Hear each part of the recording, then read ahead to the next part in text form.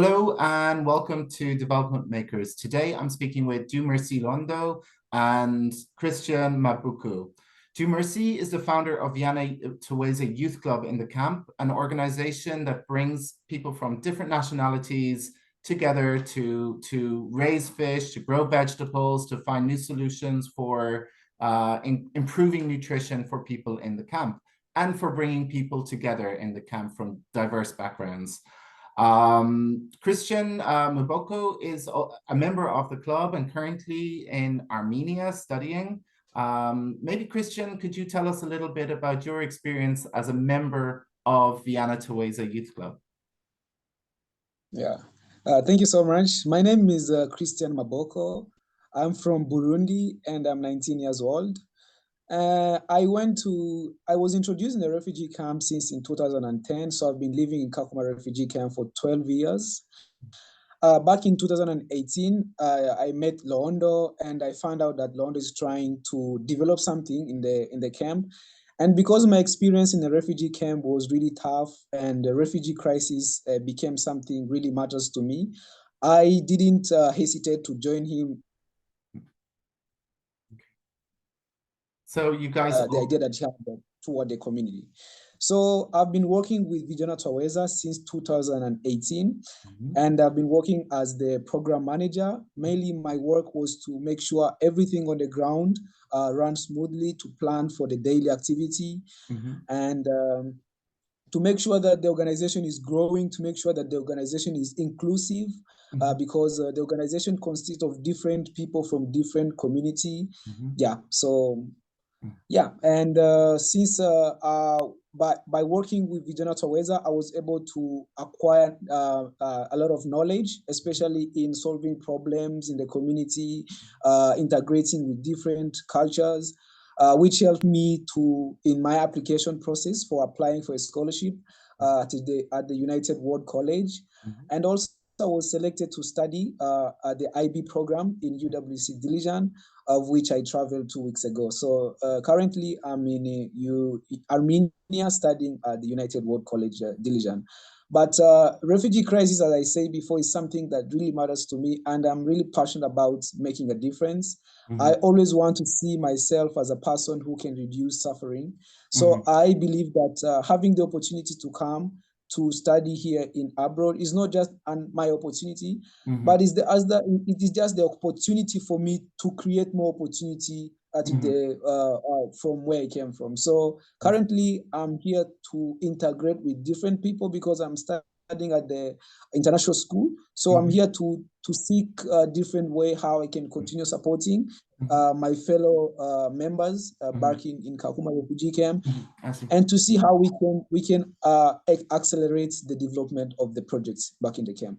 I think this is a really brilliant example of this network that you've created, Dieu Merci. You have people in many different countries now. Maybe some of these people, yes, had been in Kakuma, like Christian, and now have moved abroad, but still stay connected. There are people like myself who I've known you for a few years, and I support the youth club and connect with you as much as I can on that. And I know my former students in Switzerland, likewise, they connect with you, they contribute to the projects in many ways.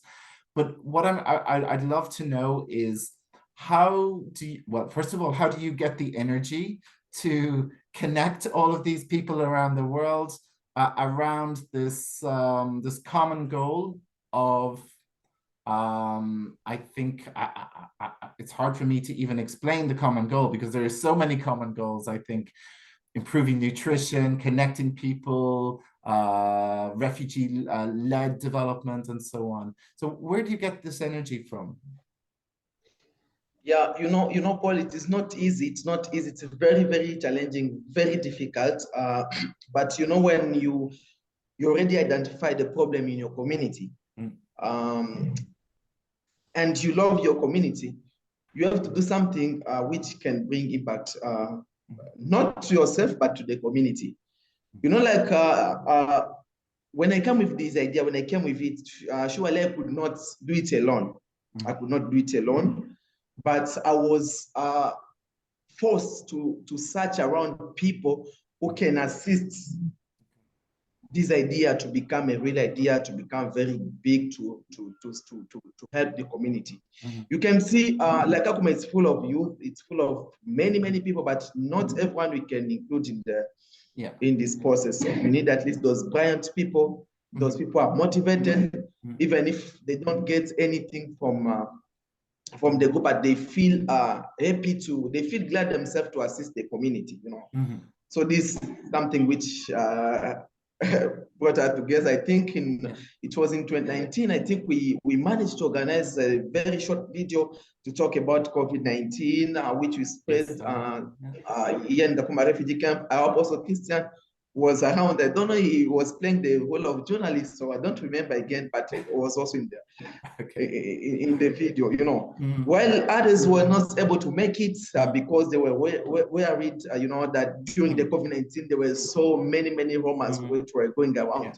Some of us were telling us, according to our cultural beliefs, that if you are talking too much about COVID-19, then you'll be the first one to die. You know, these issues. The first one to die, but at least we just motivate ourselves and let's say, okay, later.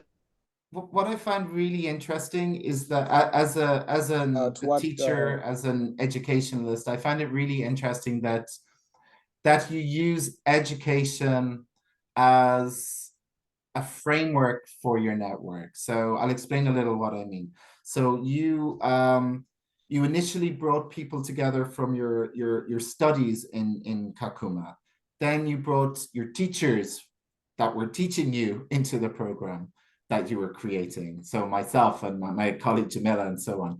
And then you brought in people who were studying in Geneva that you had studied online with, who you know, got involved in the project. And now I see that Christian has got a scholarship, he's overseas. I know Angela also has a scholarship and is overseas, but you know, to pursue education. And I can see that you're pursuing education for very specific goals, you know, to develop your communities, to work together in the future. And we are now using this education network. So at my current university, and Mabuku University, I'm trying to promote your work to the wider community here in Ireland as well. So I find it really fascinating that you've really focused on education as a way to bring your ideas together, bring people together, and to develop, to contribute to the future. Yeah, sure. That's when, you know, yeah, you can come, please.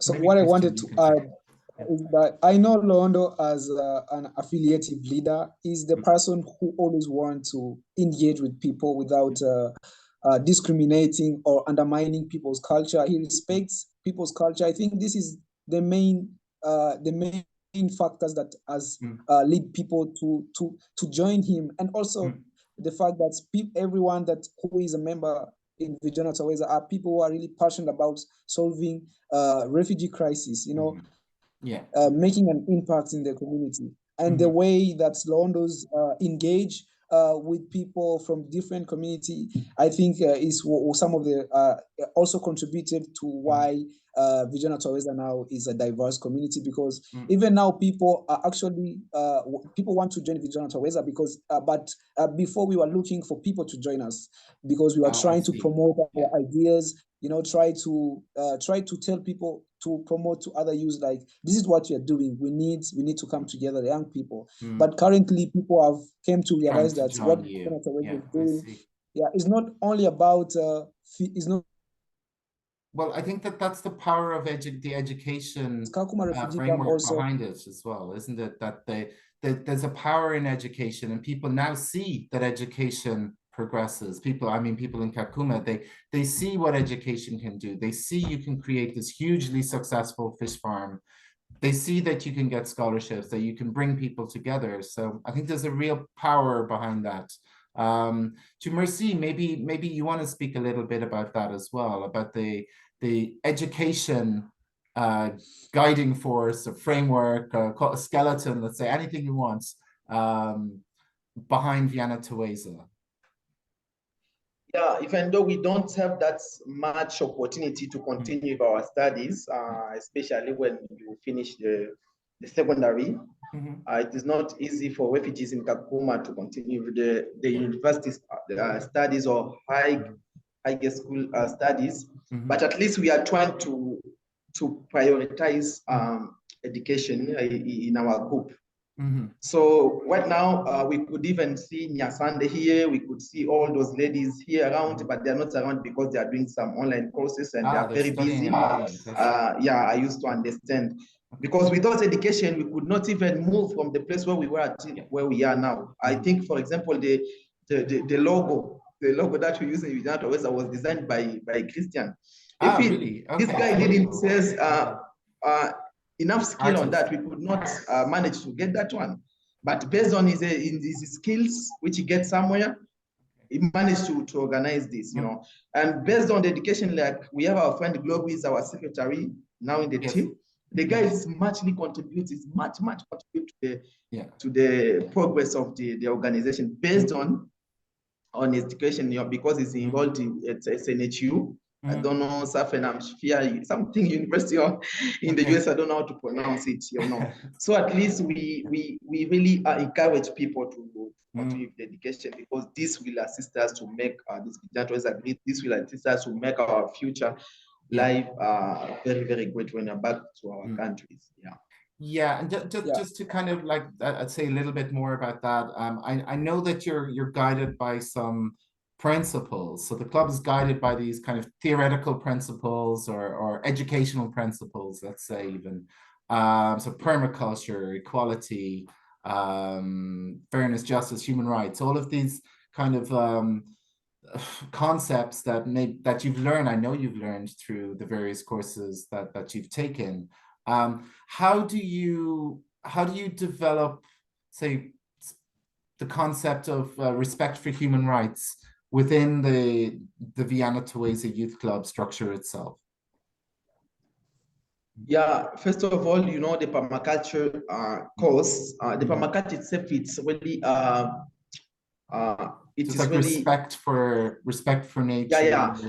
And to the permaculture itself, it's comprised of three main or key ethics. The first one is care for the people, care for the earth, and also fair share. So you know, already when you are trying to learn about permaculture, you'll understand that everyone, every person has rights to life, has right to food, and you just take someone and you know, among the principle of permaculture, there's a principle which says we should not compete, we should cooperate rather than competition. Oh, that's wonderful. So that's a really good marketing phrase, I think you could use for the, you know, don't compete, cooperate. Yeah.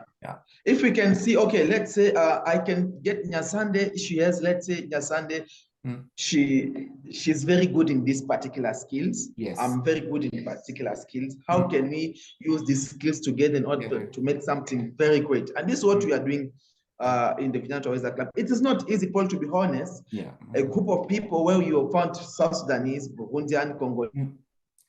Yeah, because I guess you're dealing with different cultures as well. What we are doing here, you know, Vijana Twaweza are doing something, to assist the community, but also it is money, you know. For us to construct the fish pond, we need to have money. Yeah. And sometimes this money can bring a very, very big confusion among people. And especially all of us, we are youth. All of us, we don't have wives. We are not, we don't have even children. So sometimes it's very, very challenging. But because of this permaculture principle, ethics, because of some principle of the human rights, because of our own personality, our own dignity, you know, okay, this guy has his own dignity. I can do this for him. I can do, at least we are trying to say. I love how that's embedded into the philosophy of the youth club as well, and that how you've kind of transferred that into the courses that you teach the children in the primary school on you know, agricultural techniques and so on, and cooperating. And I know some kids in the camp have started copying you guys and building their own fish ponds and their own little groups and things like that. So I think it's really beautiful to see that you've taken these kind of abstract notions and you've made them something real and something really, really effectual. Christian, maybe I don't know, have you found that these kind of educational principles that maybe you know that were encouraged, let's say through Vijana Twaweza Youth Club, have they helped you in your new course or your new life in Armenia? First of all, I can say Vijana Twaweza really changed my life because when I joined Vijana Twaweza, I started getting different courses. I remember I did a course for social entrepreneurship, supported by GRS.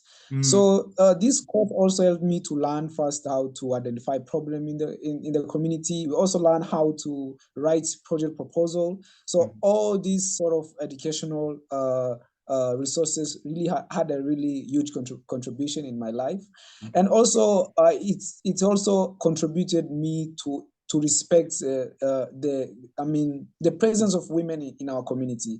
And also as the program manager of Vijana Twaweza, of which my work was to make sure our group is effective and is balanced in when it comes in gender balance. It's also helped me to learn how can we also improve give women their rights, and how can we also promote the rights of women in our community, because we have been living in a patriotic society. So being Vijana Twaweza and learning different courses has also contributed to a huge success in my life. And also I can say, also when I was applying to my scholarship, it was the application was really engaging in solving problem, and I think because of being a member of Vijana Twaweza, I was able to handle it very well, and that's why today I'm here. So Vijana Twaweza really has played a vital role in my life. Yeah, and I think we can all thank Dieu Merci for creating such a wonderful club, so successful, so impactful, and I mean, personally, I'd love to see it grow, especially in terms of the education outreach that you do and enabling development through education. I think that's the key. So, Dieu Merci, do you have plans for the future for the youth club in terms of your educational impact in the camp or beyond the camp even? First of all, what I think and I believe that as we are going, we'll be able at least to support our own studies. Okay. Kenya, it's a very good country. I love this country because there is peace, at least if you compare to the country, to the place where we come from. Yeah. There is peace, and they favor education. In Kenya. So it is difficult for. Oh dear, did we lose your? To depend on humanitarian agencies. Okay. But what we are creating now, yes, it's for assisting the community, but it will give us also opportunity. Like we have 3 friends in Vijana Twaweza who get a scholarship. This was just particularly for the member of Vijana Twaweza to go to Italy. Okay, that's the Fratelli program, is it? Yes. Yeah, for some studies, and I was also among the participant, and unfortunately I was not able to travel because of my refugee status issues. Yeah, sorry, can I just interject there just for the listeners? It's really important to point out that you know, refugees get these scholarships, or asylum seekers get these scholarships, but they're unable to take them a lot of the time because of the bureaucracy that surrounds travel. So unfortunately, you weren't able to travel to Italy to take up your scholarship that time, right? Yeah, so we could not, like me, I could not travel, but at least some of them get scholarship to go outside. And I hope what we are doing will really open doors, will assist us to learn, will assist us to learn even by our own, because CBOs or organization, they have impact in Kakuma Refugee Camp. Yeah, we are facing challenges because at the beginning, but hope slowly by slowly we will reach until the place where we are able, at least ourselves, to go to school by our own fees. I'm very sure each member of Vijana Twaweza will be able to go, those who are serious. Yeah, and I think it's also important to point out at this point as well that you've contributed to academia in a wider sense as well. You've written academic articles in the camp about the youth club, about its impact. So I think it's really it's amazing to see what can be done in such difficult situation, you know. So I think it's very encouraging, but it takes a very special person like yourself, I think, to overcome the barriers that you're faced with. How do you see Vijana Twaweza developing in in the longer term? And I know you have your needs, your own educational needs. You have project needs that you're starting producing different types of food and so on. But where do you think it's going in the future, or where would you like it to go?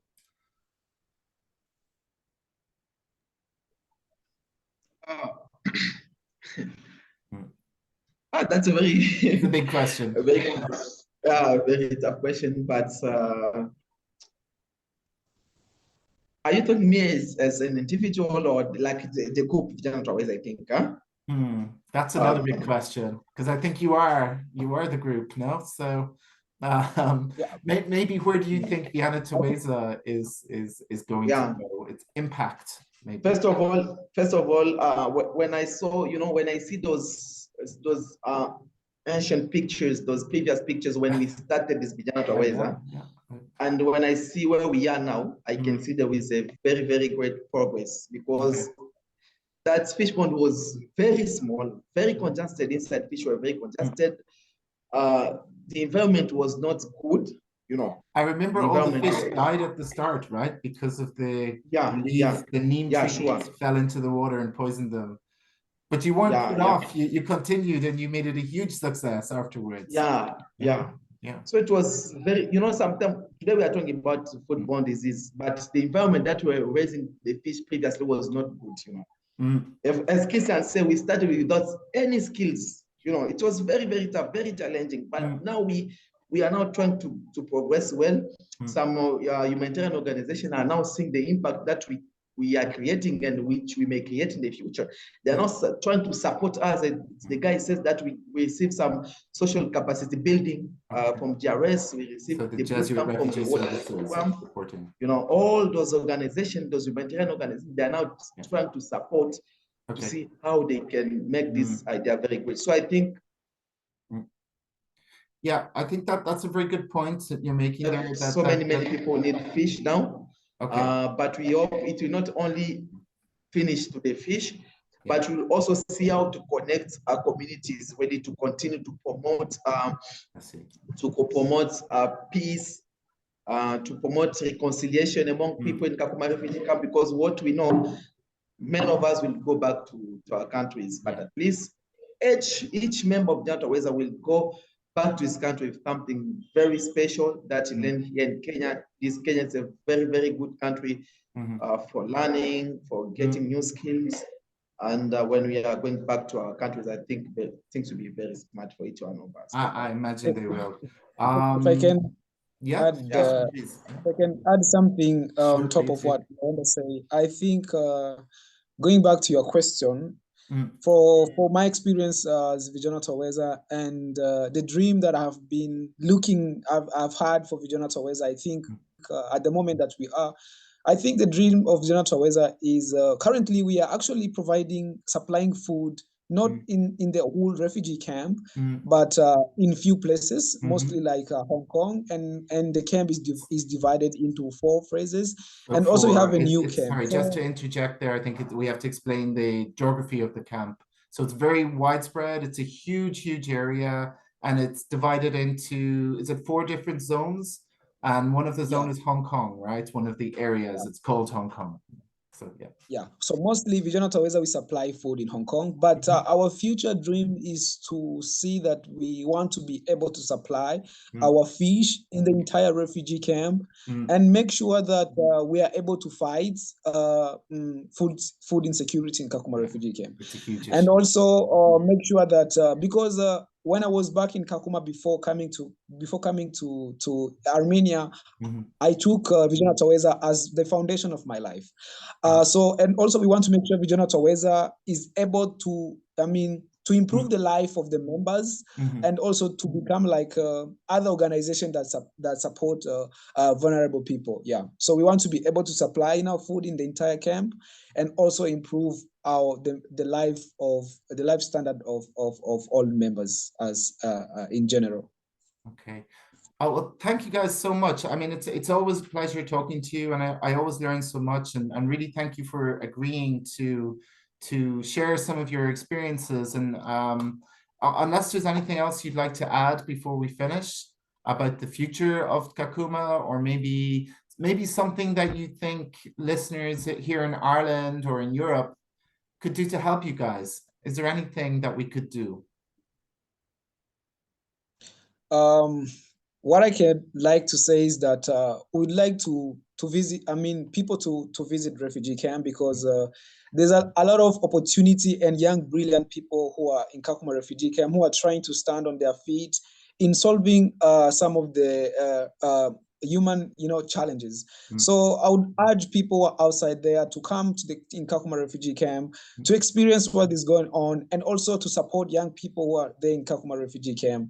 I think that will also help, will give a huge impact, because most of the refugees are not getting opportunity to study, to be enrolled in university after completing high school. But I believe if we get more visitors who have opportunity, who can also help other young people in Kakuma Refugee Camp get access to this opportunity to learn how to be self-reliant, how to solve problems in their community, it will have a huge impact in the camp. Yeah. Okay, thank you. And Dieu, Merci, do you want to add anything? Also, people in low-income countries are very suffering. Suffering. Here in Kenya, the place where we enter can account, people are suffering. Back to Congo, people are suffering. Back to South Sudan, people are suffering. And when I'm saying, I'm talking about suffering, I won't just, I'm trying to give the idea of things related to food. Some of them, they don't have enough food. Some of them, they are facing challenge to get shelter, all those things. Yes. But what we need really is at least to give opportunity to those people. Oh, did we solve? So, like Christian now is in Armenia doing his studies. I'm very sure that when Christian will get a chance to go back to Burundi, will be able to assist almost 1,000 people. He can come with any project, or he can come with an idea which can support 1,000 people. For us here, we have ideas, but these ideas, it's really meaningless without very good studies. We need at least to do some studies. If we get that chance, if the government can really assist us to travel, to go to Switzerland and get a scholarship, something or like Ireland, that, maybe. it will really assist us. Yeah, it will really assist us to come up with something very good which will assist the entire community. Here we are feeling like we have done something very great, but if we can do some very good studies in what we are doing now, in the project management, how can we fundraise money? How can we do this? How can we do this? I think to be something very great, very great. We can be even able not only to feed people in Kakuma Refugee Camp, but even outside Kakuma Refugee Camp. I really agree with that. I think that's a really important point you're making about learning. Now, I know there are a lot of online courses available, but I think what people forget a lot of the time is people don't have technology. There's poor internet connections, if there is any electricity. If you're traumatized, it's very, very hard to sit down and study. If you're anyone from anywhere in the world, it's hard to do an online course. It's much easier to do face-to-face or blended learning, more practical, more interactive courses. And I think from my point of view, this is what is needed. You guys need to be given more opportunities to really learn, not just passively behind a computer. I mean, it's amazing what we can do online, but there needs to be more opportunities for you to study elsewhere, for students here to travel there. There needs to be a much more interactive approach, I think, taken to education for refugees. Yeah, I think that's the most important. That's it. I mean, your experience now in Armenia, I know you've learned so much through online courses, but I imagine your experience in Armenia is going to be hugely impactful because you're meeting people, you're interacting, you're getting knowledge actively, and you're going to bring that back home. And I think from my point of view, somebody who's worked with people in Kakuma for many years, I think that's what they need. And I think that's what works. So, Yeah. Dieu merci. I'd like to thank you for your time, and Christian as well. And if you want to say the last word or anything, please do so now. No, just say thank you for giving us this opportunity to share our own ideas and to share our own point of view. And yeah, it's very important because it's very hard for us to speak what is going on in Kakuma Refugee Camp. And through you, I think is going to be a great opportunity for other people to hear what is going on in the Kakuma Refugee Camp. And I think it's gonna make an impact in different way. Well, I hope so. I hope so. And Dieu merci.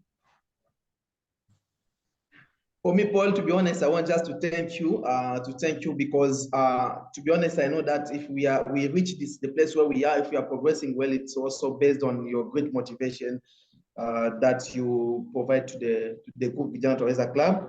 I hope if Christian can still, maybe I can try to remind you again. I think that time I told you that, Paul, the fish pond is the first fish pond that we have in our compound. I think it was the support from Paul O'Keefe. I think, you know, and even all members of Vijana Twaweza know about that.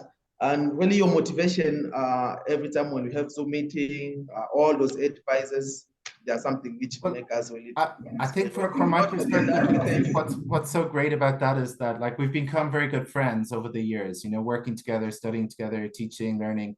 And that's what education can do. You know, it can really bring people together from many, many, many miles away, you know, and keep working together and keep building together. So I really thank you guys for everything you've done. It's a really amazing project, and I really I've never been more impressed by the power of education than when I see something that you've produced, your fish farm, your vegetable farm, the primary school course that you made with the little kids, all of these things. It's powerful. So thank you very much. Thank Bye-bye. you. Thanks. Bye.